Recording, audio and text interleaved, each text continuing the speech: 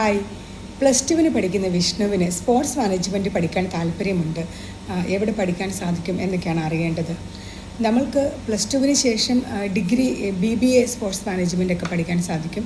ഇല്ലെങ്കിൽ നമ്മൾ പ്ലസ് ടുവിന് ശേഷം ഏതെങ്കിലും ഒരു ഡിഗ്രി മതി. ഡിഗ്രിക്ക് ശേഷം MBA സ്പോർട്സ് മാനേജ്മെൻറ്റ് പല സ്ഥലങ്ങളിൽ പഠിക്കാൻ സാധിക്കും. സർക്കാർ മേഖലയിൽ ഗ്വാളിയറിലെ വളരെ പ്രശസ്തമായ LNCPയിൽ MA സ്പോർട്സ് മാനേജ്മെൻറ്റ് കോഴ്സുണ്ട്. ഗുജറാത്ത് സർക്കാരിൻ്റെ കീഴിലുള്ള ഗുജറാത്തിലെ സ്പോർട്സ് യൂണിവേഴ്സിറ്റിയിൽ PG തലത്തിലും PG ഡിപ്ലോമ തലത്തിലും കോഴ്സുകളുണ്ട്. ഇനി ഡിഗ്രി തലത്തിൽ BBA സ്പോർട്സ് മാനേജ്മെൻറ്റുകൾ ഓഫർ ചെയ്യുന്ന നിരവധി സ്വകാര്യ സ്ഥാപനങ്ങൾ ഇന്ത്യയിലുണ്ട്.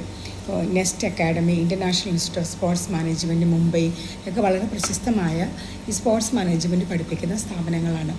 അപ്പോൾ ഡിഗ്രിക്ക് നമ്മൾക്ക് ഏത് വിഷയം പഠിച്ചാലും ഇപ്പോൾ നിങ്ങൾ അതിനുശേഷം PG തലത്തിൽ പോയി സ്പോർട്സ് മാനേജ്മെൻറ്റ് പഠിക്കാൻ സാധിക്കും.